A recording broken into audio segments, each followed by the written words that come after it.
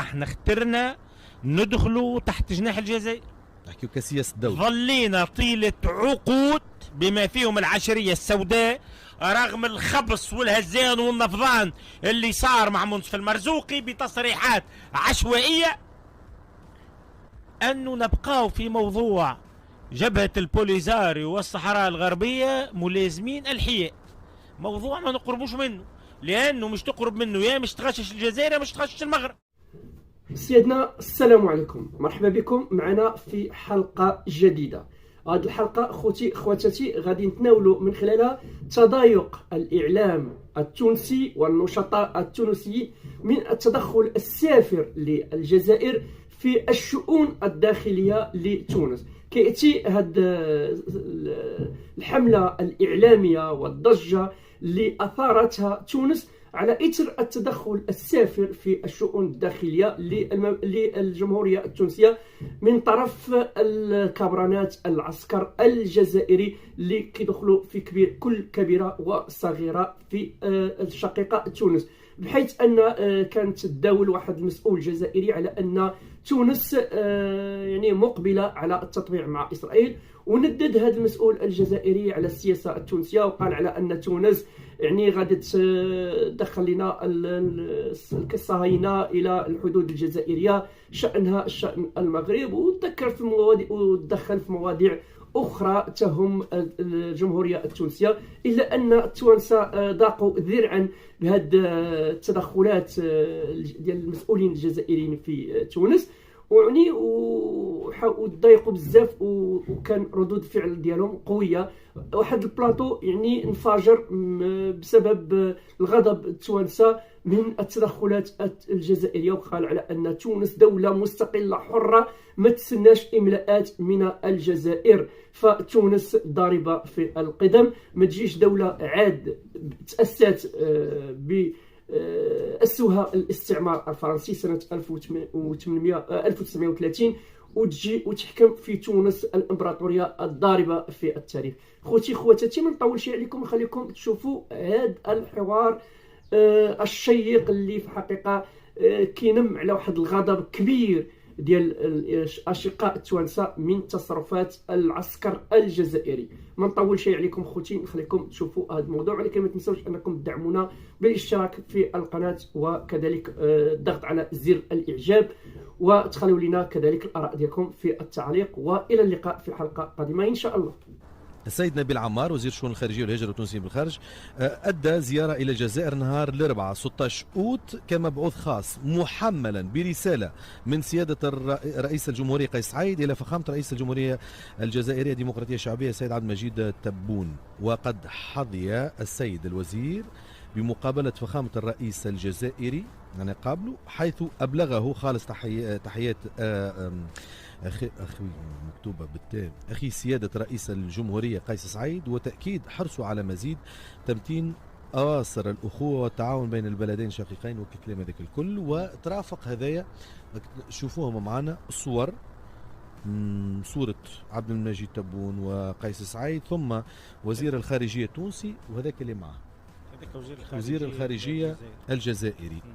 هذا هبط خبر رسمي في الصورة، فما يسلم فيه في الرسالة رغم اللي هي رسالة شخصية، المفروض شكون يتسلمها؟ شخصية اسمها اي ياخذها المعني بالامر. انت في العربية خلينا سيدي من هي شخصية. في الصورة اللي هبطوها بين زوز وزارة الخارجية فمش رسالة بيناتهم؟ لا، من أدراني أنه التصوير هذيك حديث، خاصة أنه صفحة وزارة الخارجية الجزائرية ما فيها حتى خبر على زيارة وزيرنا. أنا نحب صفحة الرئاسة الجزائرية ما فيها حتى خبر على استقبال الرئيس الجزائري لوزير الخارجية التونسي. الأغرب تو إذا رئيسنا بلغ تحياته للرئيس الجزائري، كي يروح نبيل عمار وقبلوا الرئيس، امشي لصفحة الرئاسة متاعنا كي قبلنا نبيل عمار، فيهاش انه نبيل عمار قال للرئيس يبلغوا معناها التحيات الأخوية من أخيه رئيس الجزائر؟ ما فيهاش.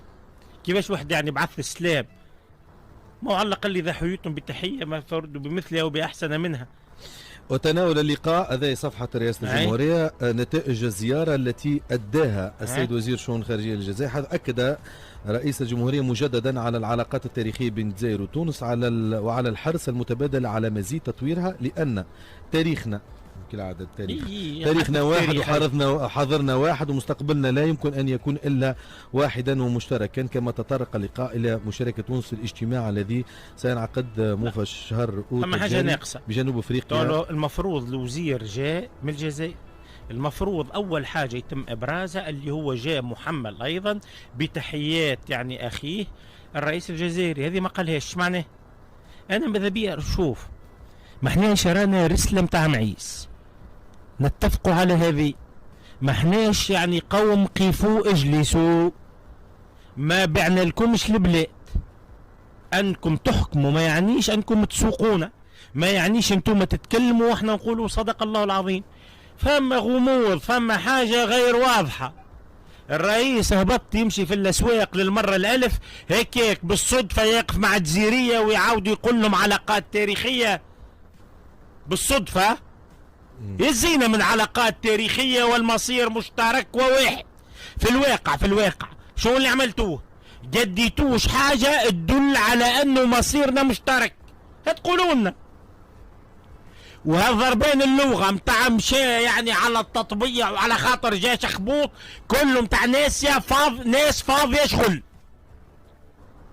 تقول لي فما برود في العلاقات، نقول لك فم. تسألني على تفسيري، ما عنديش معلومات اما نعطيك تفسيري. نقرا ونتعاملوا مع الموجود كصورة رسمية للدولة. احنا اخترنا ندخلوا تحت جناح الجزائر. تحت جناح الجزائر.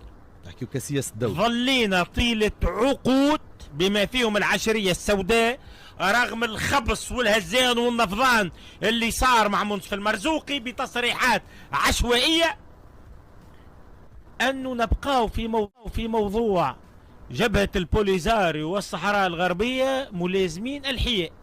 موضوع ما نقربوش منه، لأنه مش تقرب منه يا مش تغشش الجزائر يا مش تغشش المغرب. وهما ولا واحد فيهم كان طالب منا موقف معاه. كانوا يجنبونا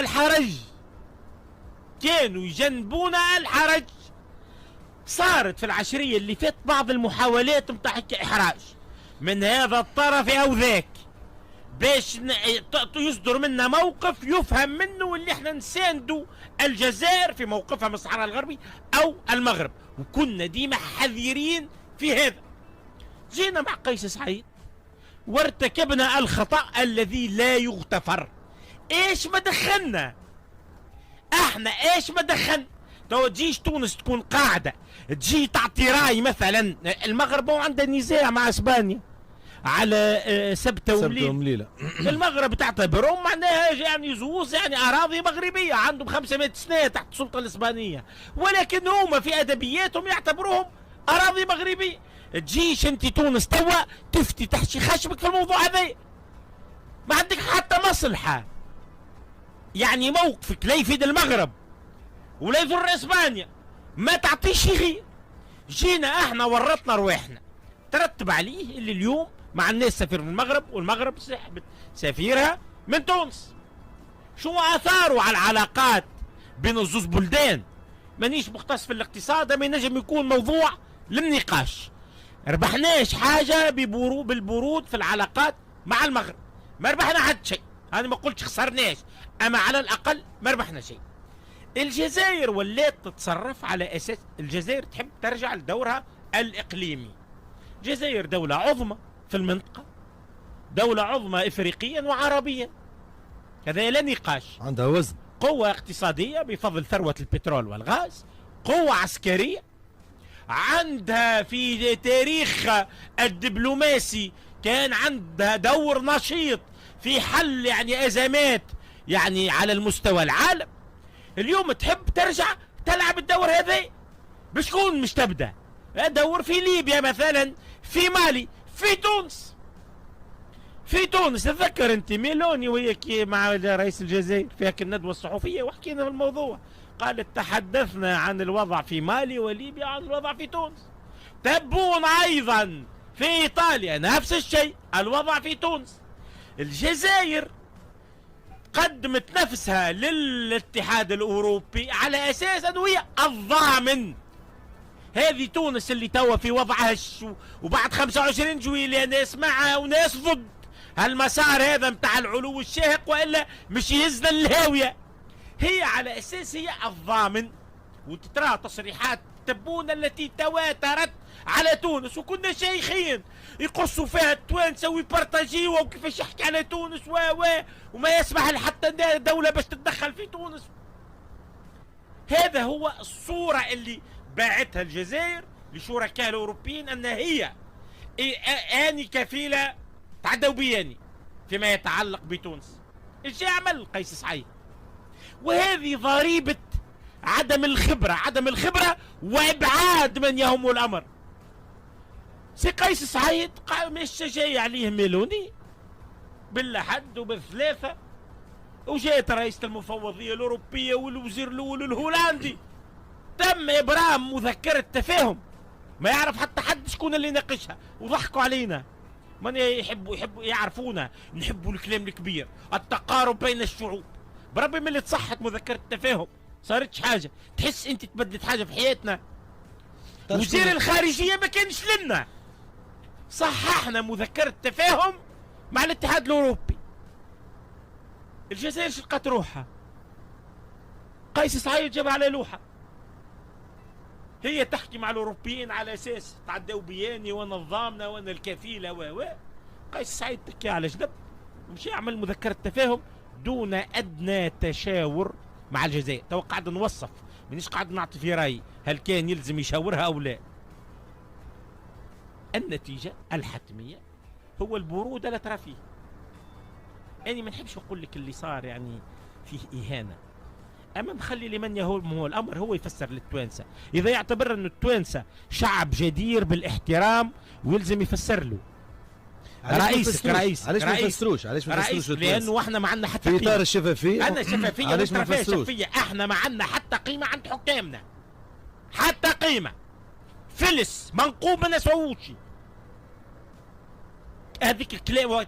شوف، واستمع في نشرة الأخبار، واستمع الرئيس إلى المواطنين وهو في جولته. أنا مواطنين استمع لهم، استمع لحد الرئيس يتكلم هو بس استمع لحد.